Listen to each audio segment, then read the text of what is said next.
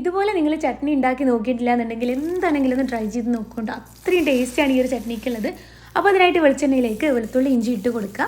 പിന്നെ അതൊന്ന് വഴന്ന് കഴിഞ്ഞാൽ മല്ലിയില ഇട്ട് കൊടുക്കുക. പിന്നെ വലിയുള്ളിയും തക്കാളി ഇട്ട് കൊടുക്കുക കേട്ടോ. ഞാനിവിടെ പകുതി വലിയുള്ളിയും പകുതി തക്കാളിയാണ് ചേർത്തിട്ടുള്ളത്.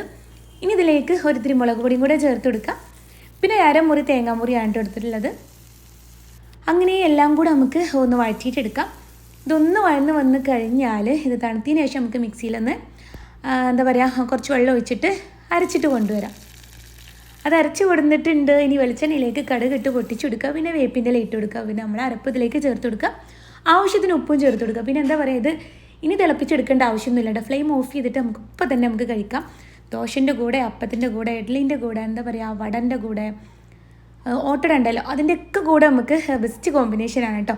ഇവിടെ മക്കൾക്കൊക്കെ ഇങ്ങനെ ഉണ്ടാക്കി കഴിഞ്ഞാൽ നല്ല ഇഷ്ടമാണ്. അപ്പോൾ ഒരു പ്രാവശ്യമെങ്കിലും ഇതുപോലെ ഉണ്ടാക്കി നോക്കുക. ഇഷ്ടപ്പെട്ടിട്ടുണ്ടെങ്കിൽ സബ്സ്ക്രൈബ് ചെയ്യുക, ലൈക്ക് ചെയ്യുക.